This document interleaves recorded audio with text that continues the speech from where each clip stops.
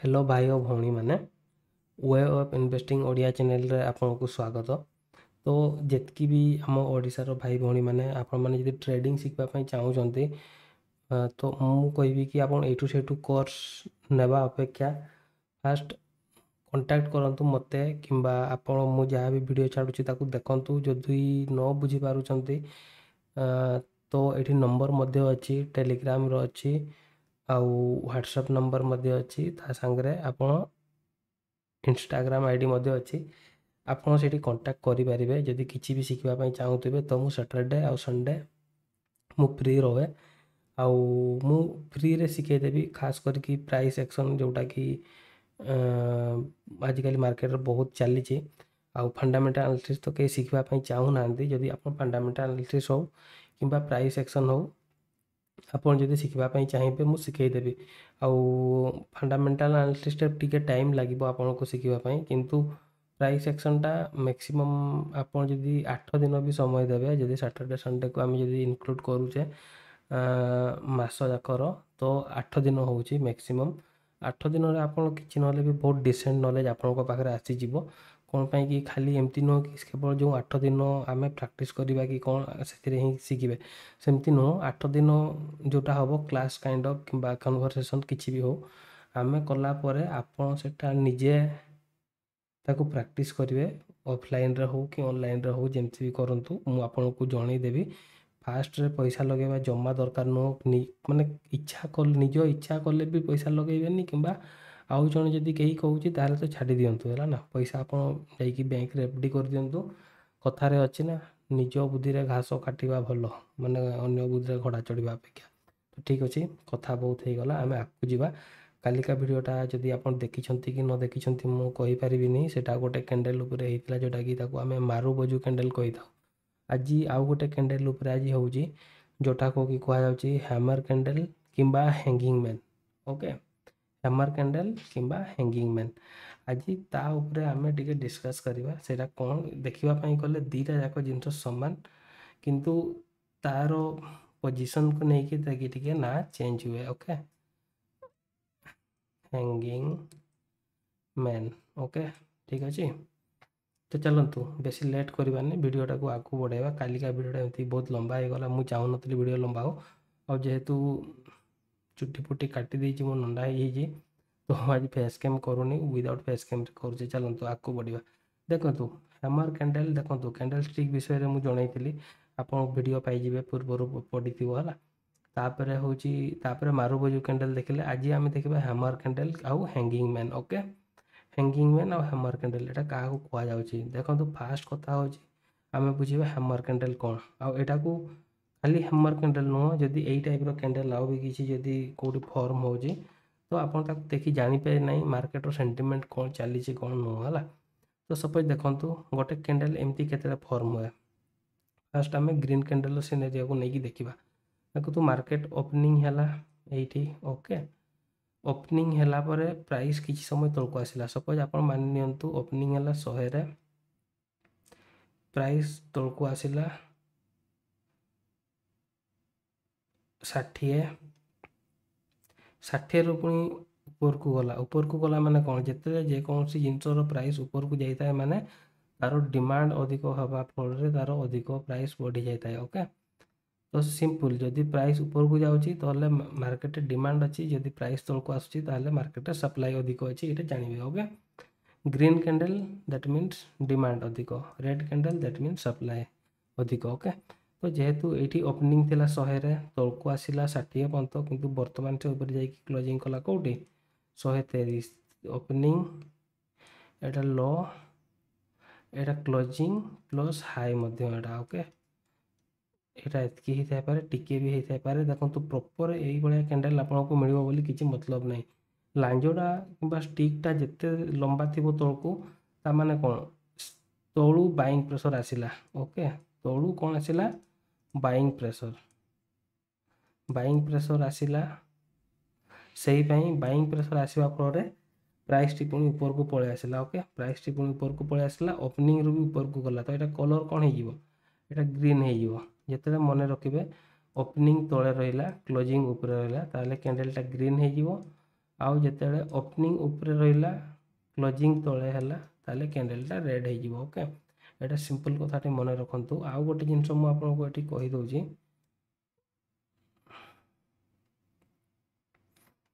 ଆପଣ ଚାହିଁଲେ ନୋଟ୍ କରି ନେବେ ଯଦି ଆପଣ କରିବା ପାଇଁ ଚାହିଁବେ ଏଠି ଆପଣ ଦେଖନ୍ତୁ ଏଇଠି ଦୁଇଟା ଜିନିଷ ଦେଖନ୍ତୁ ହ୍ୟାମର ଆଉ ହ୍ୟାଙ୍ଗିଂ ମ୍ୟାନ୍ ଦୁଇଟା ଯାକ ସମାନ ଏକା ଟାଇପ୍ର ଦେଖାଯାନ୍ତି ପୁରା ଏଇ ଟାଇପ୍ର ଥିବ ସିଏ ଓକେ ଲାଞ୍ଜଟା ବହୁତ ବଡ଼ ଥିବ ବଡ଼ିଟା ଉପରେ ଟିକେ ଛୋଟ ଥିବ ହୁଏତ ଟିକେ ଉପରକୁ ମୁଣ୍ଡ ବାହାରି ଥାଇପାରେ କିମ୍ବା ଉପରକୁ ସୂତା କୁହନ୍ତୁ ଲାଞ୍ଜ କୁହନ୍ତୁ ଷ୍ଟିକ୍ ବି କୁହନ୍ତୁ କିଛି ବି ହେଇଥାଇପାରେ ଯେମିତିକି ଆପଣ ଦେଖିଥିବେ ଗୋଟେ କ୍ୟାଣ୍ଡେଲଟା କେଉଁ ଟାଇପ୍ର ଥାଏ ଏଇ ଟାଇପ୍ର ଥାଏ ସେଥିରେ ଗୋଟେ ତା'ର କ୍ୟାଣ୍ଡେଲର ସୂତାଟା ଥାଏ ତାକୁ ଷ୍ଟିକ୍ କହୁଛେ ଆଉ ତାକୁ ବଡି କହୁଛେ ଓକେ ତ ଏଇଟା ଛାଡ଼ନ୍ତୁ ହଁ ତ ଏଇ ଟାଇପ୍ର ହେଇଥାଇପାରେ ତାମାନେ କ'ଣ ତଳୁ ରିଜେକ୍ସନ୍ ଆସୁଛି ହେଲା ମୁଁ ଦେଖନ୍ତୁ କଥାରେ ଅଛି କି ବହୁତ ହଜାରେ କ୍ୟାଣ୍ଡେଲର ନାଁ ଆପଣଙ୍କୁ ଜଣାଇଦେବି ମନେ ରଖିପାରିବେ ନାହିଁ ମୁଁ ଚାହୁଁଛି ଆପଣ କ୍ୟାଣ୍ଡେଲଟିକୁ ଦେଖିବା ସତ୍ତ୍ୱେ ଆପଣ ଯେମିତି କହିପାରିବେ ନା ଏଇଟା କେଉଁ ଟାଇପ୍ର କ୍ୟାଣ୍ଡେଲ ଯେହେତୁ ଏଇଠି ଆପଣ ଦେଖିପାରୁଥିବେ ରିଜେକ୍ସନ୍ ତଳୁ ଆସୁଛି ତାମାନେ ଏହାଠୁ ବାଇଂ ପ୍ରେସର ତଳୁ ଅଛି ହେଲା ମାନେ ମାର୍କେଟ ୟାଠୁ ତଳକୁ ଯିବା ପାଇଁ ଆଉ ରାଜି ହେଉନି ୟାଠୁ ତଳକୁ ଗଲେ ମାନେ ଲୋକ ଇଣ୍ଟରେଷ୍ଟ ହେଉଛନ୍ତି କି ନାହିଁ ଏଇ ପ୍ରାଇସ୍ରେ ବାଇ କରିବା ପାଇଁ ବହୁତ ଲୋକ ବହୁତ ଇଣ୍ଟରେଷ୍ଟେଡ଼ ଅଛନ୍ତି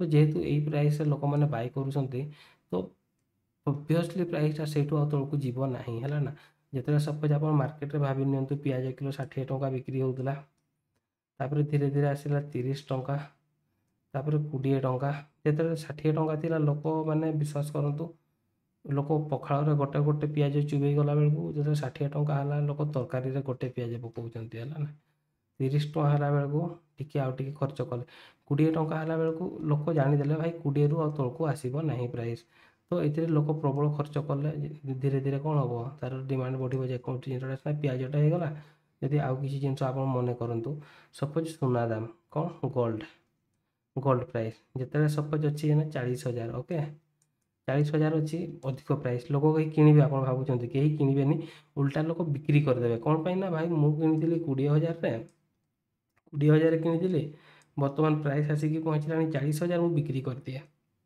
ପୁଣି ଯେତେବେଳେ ପହଞ୍ଚିବ ସେ 20,000 ଲୋକେ ସେତେବେଳେ କ'ଣ କରିବେ ଅଧିକରୁ ଅଧିକ ସୁନା କିଣିବେ ଆପଣମାନେ ତ ଦେଖିଥିବେ ନା ଘରେ ଏମିତି କଥାବାର୍ତ୍ତା ଆପଣ ଶୁଣିଥିବେ ଯେ ନା ଭାଇ ସୁନାରେ ଶୁଣିଛ କି କେତେ କମିଗଲାଣି ଚାଲ ଚାଲ ଟିକେ କିଣିକି ଆସିବା ଗୋଟେ ସୁନା ଜିନିଷ ଯାହା ବି କିଛି ହେଉ ସେଇ ଟାଇପ୍ର ଯେତେବେଳେ ଲୋକ ସମସ୍ତେ ଏଇ ଟାଇପ୍ର ମେଣ୍ଟାଲିଟି ଧରିକି ଯିବେ ମାର୍କେଟକୁ ସମସ୍ତେ ସୁନା କିଣିବା ପାଇଁ ଧୀରେ ଧୀରେ ତା ପ୍ରାଇସ୍ଟା କ'ଣ ହେଇଯିବ ବଢ଼ିଯିବ ଓକେ ଧୀରେ ଧୀରେ ପ୍ରାଇସ୍ ବଢ଼ିଯିବ ଯେତେବେଳେ ଡିମାଣ୍ଡ ଅଧିକ ହେଇଯାଏ ସେତେବେଳେ ପ୍ରାଇସ୍ ବଢ଼ିଯାଏ ଯେତେବେଳେ ସପ୍ଲାଏ ଅଧିକ ହେଇଯାଏ ସେତେବେଳେ ପ୍ରାଇସ୍ କମିଯାଏ ଓକେ ଏଇଟା ହେଉଛି ସିମ୍ପଲ୍ ଜିନିଷ ଗୋଟେ ତ ସେମିତି ଯେତେବେଳେ ମାର୍କେଟଟା ତଳକୁ ଆସୁଥାଏ ତାକୁ କ'ଣ କୁହାଯାଏ ଗୋଟେ ଟ୍ରେଣ୍ଡ ମାନେ ଡାଉନ୍ ଟ୍ରେଣ୍ଡରେ ଅଛି ହେଲା ନା ଟ୍ରେଣ୍ଡ କ'ଣ ସେଇଟା ବି ମୁଁ ଆପଣଙ୍କୁ ବୁଝାଇଦେବି ତ ଯେତେବେଳେ ମାର୍କେଟ ତଳକୁ ଆସୁଥାଏ ସେତେବେଳେ ତଳେ ଫର୍ମ ହେଇଥାଏ ସବୁବେଳେ ଏଇ ଟାଇପ୍ର କ୍ୟାଣ୍ଡେଲ ଯଦି ଫର୍ମ ହୁଏ ତଳେ ତାକୁ ଆମେ କ'ଣ କହୁଛେ ହ୍ୟାମର କ୍ୟାଣ୍ଡେଲ ଓକେ ଆପଣ ହାତୁଡ଼ି ଦେଖିଥିବେ ନା ଏଇଟା ତ ଆପଣ ସମସ୍ତେ ଦେଖିଥିବେ ସମସ୍ତଙ୍କ ଘରେ ଥିବ ହାତୁଡ଼ି ହଁ କି ନାହିଁ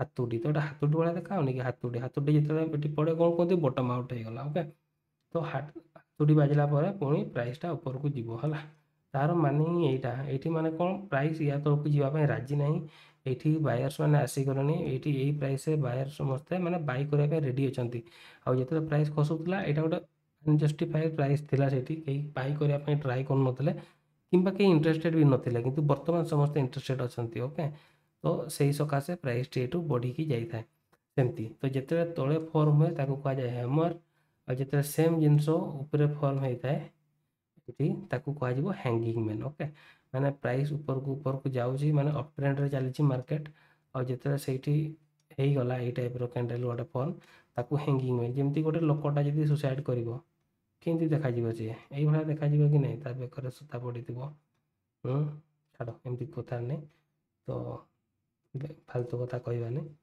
ତ ଏଇଟାକୁ ସେଇଥିପାଇଁ ହ୍ୟାଙ୍ଗିଂ ମ୍ୟାନ୍ କହୁଛନ୍ତି ଓକେ ଏଠି ହ୍ୟାଙ୍ଗିଂ ମ୍ୟାନ୍ ହେଇଗଲାଣି ତାପରେ ହ୍ୟାଙ୍ଗିଂ ମ୍ୟାନ୍ ହେଲା ମାନେ ପ୍ରାଇସ୍ଟି ତଳକୁ ଆସିବ ତାମାନେ କ'ଣ ଏଠୁ ବାଇଂ ପ୍ରେସର ଥିଲା ଯେହେତୁ ଏଇଠି ଜଣାପଡ଼ିଲେ ଦେଖନ୍ତୁ ଷ୍ଟିକ୍ ଗୋଟେ ତିଆରି ହେଲା ତାମାନେ କ'ଣ ଯାହା ବି ହଉ ଏଇଠି ସେଲିଂ କେହି କରୁନଥିଲେ କିନ୍ତୁ ଏଇଠି ଲୋକ ରେଡ଼ି ଅଛନ୍ତି ସେଲିଂ ବି କରିବା ପାଇଁ ଯେହେତୁ ଲୋକ ଟିକେ ଅଧେ ସେଲିଂ କଲେ ସେଥିପାଇଁ ସିନା ପ୍ରାଇସ୍ଟି ଟିକେ ତଳକୁ ମଧ୍ୟ ଆସିଥିଲା ତ ସେଇଠି କ'ଣ ହେଲା ନା ଧୀରେ ଧୀରେ ସେଲିଂ ପ୍ରେସର ମାର୍କେଟରେ ଆସିଲା ବୋଲି ଜଣାପଡ଼ିଲା ତ ଲୋକମାନେ ବି ପୁଣି ସେଲ୍ କରିବେ କି ନାହିଁ ସପୋଜ ଏଇଠି ଜଣେ କିଣିଛି 60 ଟଙ୍କାର ଜିନିଷଟା ତା ପ୍ରାଇସ୍ ଆସିକି ପହଞ୍ଚିଲାଣି 160 ଟଙ୍କା ତ ସେଇଠି ପୁଣି ବିକ୍ରି କରିବ କି ନାହିଁ आउ जदि से बिक्री न करिवो ताले लाभटे कौन आपण कहूनाहांती है। तो जदि से बिक्री कला सपोज आप सुना बेपारी आप सुना किणिले 60,000 टंकार सी जाकि पहुँचला 1,60,000 टଙ୍କା ଆପଣ ଯଦି ତାକୁ ନ ବିକିବେ ତାହେଲେ ଆପଣଙ୍କଠୁ ଅଲଗା ଲୋକ ଆଉ କିଏ ଅଛନ୍ତି କି?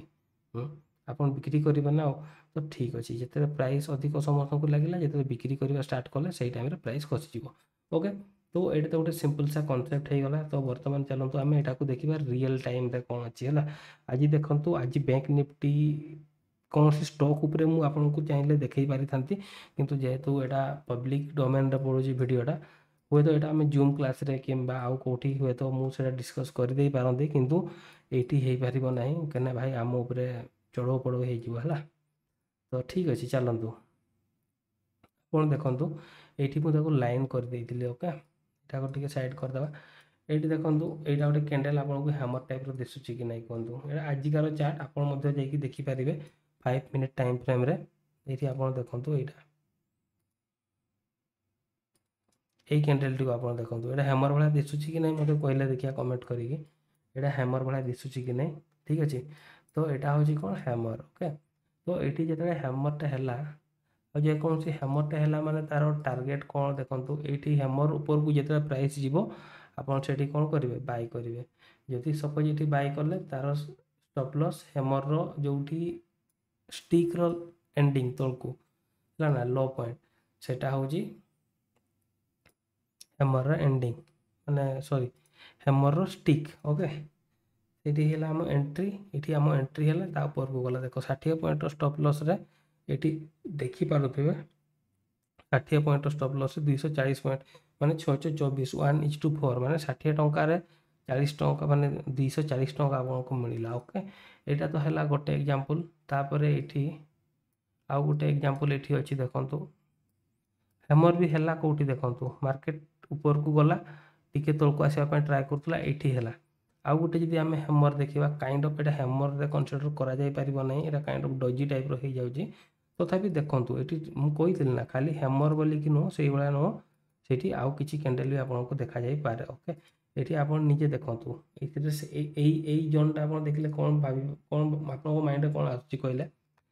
ଏତିକି ବଡ଼ ଜାଗାଟେ ଦେଖିଲେ ଏଇଟା ଅବଭିୟସ୍ଲି ଯିଏ ହେଲେ କହିବ କି ନାହିଁ ଏଇଠି ଭାଇ ରିଜେକ୍ସନ୍ ଆସୁଛି ତଳୁ, ହଁ କି ନାହିଁ? ଏଇଠି ରିଜେକ୍ଟ ହେଲା, ଏଇଠି ରିଜେକ୍ଟ ହେଲା, ଏଇଠି ରିଜେକ୍ଟ ହେଲା, ତାମାନେ କ'ଣ ଏଇଟା ଗୋଟେ ମାର୍କେଟ ଏଠି ବେସ୍ ବନେଇ ଦେଲାଣି। ଓକେ, ମାର୍କେଟ ଏଠି ସପୋର୍ଟ ନେଲାଣି, ଏଇଠୁ କିଛି ହେଲେ ବି ଆସିବ। କାଲି ଦେଖନ୍ତୁ ଗୋଟେ ଆପଣଙ୍କୁ ବୁଝେଇଥିଲି ମାରୁବଜୁ କ୍ୟାଣ୍ଡେଲ୍, ଆଜି ଦେଖନ୍ତୁ ଭାଇ, ଆଜି ଏଟା ଗୋଟେ ମାନେ କ୍ଲାସିକାଲ୍ ଏକ୍ଜାମ୍ପଲ୍। ଆପଣ ଦେଖନ୍ତୁ, ଏଇଟା କ୍ଲାସିକାଲ୍ ଏକ୍ଜାମ୍ପଲ୍, ମାରିବଜୁ ହେଲା, ତା ଉପରକୁ ମାର୍କେଟ ଗଲା, ଆପଣ ଏଣ୍ଟ୍ରି କଲେ ପୁରା ବୁମ୍ ହେଲା, ମାର୍କେଟ କିଭଳିଆ ଯାଇଛି ଆପଣ ଦେଖନ୍ତୁ। ଓକେ, ଏଇଟା ହେଇଗଲା। ତାପରେ ଏଇଠି ଦେଖନ୍ତୁ, ଏଇଟା ଗୋଟେ କ୍ଲାସିକାଲ୍ ଏକ୍ଜାମ୍ପଲ୍। ଓକେ, ଆପଣ ଏଇଟା ଦେଖିକି ହୁଏତ ଆପଣ ଜାଣିପାରୁଥିବେ କି ନାହିଁ, ମୁଁ ଆପଣଙ୍କୁ ଦେଖାଉଛି। ଏଇଟା ଦେଖନ୍ତୁ ହେଲା, ଏଇଟା ଆପଣ ଦେଖନ୍ତୁ, ଏଇଟା ହ୍ୟାମର୍, ଇନଭର୍ଟେଡ୍ ହ୍ୟାମର୍ ବି କୁହାଯାଏ ତାକୁ, ହେଲା ନା। ୟା ବିଷୟରେ ଆମେ ପରେ ପଢ଼ିବା। ସରି, ମୁଁ ଭୁଲି ଯାଇଥିଲି, ମୁଁ ୟାକୁ ପଢ଼ିବା ପାଇଁ ଲାଗି ପଡ଼ିଥିଲି, ସରି। ଏଇଟା ଇନଭର୍ଟେଡ୍ ହ୍ୟାମର୍ ଦେଖନ୍ତୁ, ହାତୁଡ଼ିଟିକୁ ଯେତେବେଳେ ଆମେ ଏମିତି ଉଲ୍ଟେଇକି ରଖିଦେବା, ସେଇଟା ଇନଭର୍ଟେଡ୍ ହ୍ୟାମର୍ ବୋଲି ତାକୁ କୁହାଯାଉଛି, ଉଲ୍ଟିଆ ହାତୁଡ଼ି। ଓକେ, ତ ଠିକ୍ ଅଛି, ଏଇଟା ଗୋଟେ କ୍ଲାସିକାଲ୍ ଏକ୍ଜାମ୍ପଲ୍। ଏଇଟା ମୁଁ କାଲି ଆପଣଙ୍କୁ ବୁଝେଇବି ନେକ୍ସଟ ଡେରେ। ଆଉ ବାଦ ବାକି ଏକ୍ଜାମ୍ପଲ୍ ମୁଁ ଆପଣଙ୍କୁ ଟାସ୍କ ଦେଉଛି, ଆପଣ ନିଜେ ଦେଖିକି ଆସନ୍ତୁ ଆଉ ମୋତେ ଜଣେଇବେ ହେଲା, କେଉଁଠି କ'ଣ ପାଇଲେ, କେଉଁଠି କ'ଣ ନ ପାଇଲେ। ଓକେ, ଏଇଟା ଗୋଟେ ହ୍ୟାମର୍ର କ୍ଲାସିକାଲ୍ ଏକ୍ଜାମ୍ପଲ୍। କିନ୍ତୁ ହ୍ୟାମର୍ ଆମେ କେତେବେଳେ ତାକୁ କନସିଡର କରିବା, ଯେତେବେଳେ ମାର୍କେଟ ତଳକୁ ଆସୁଛି ହେଲା, ଏଇ ଟାଇପ୍ର ତଳକୁ ଆସୁଛି, ଆଉ ଏଇଠି ସପୋଜ୍ ଗୋଟେ ଫର୍ମ ହେଇଗଲା ହ୍ୟାମର୍ଟେ ହେଲା, ଏଇଠି ସପୋଜ୍ ତିଆରି ହେଲା ଗୋଟେ ହ୍ୟାମର୍, ଏଇଠି ହେଇଯିବ। ଏଇଠି କ'ଣ ହେଲା ନା, ଏଇଟା ଗୋଟେ ଟ୍ରେଣ୍ଡ, ଡାଉନ୍ ଟ୍ରେଣ୍ଡ ଥିଲା। ତ ଟ୍ରେଣ୍ଡ କ'ଣ, ତା ବିଷୟରେ ଗୋଟେ ଛୋଟ ଭିଡ଼ିଓଟେ ମୁଁ ବନେଇଦେବି। ତ ଏମିତି ବି ଭିଡ଼ିଓଟେ 12 ମିନିଟ୍ ଉପରେ ହେଇଗଲାଣି।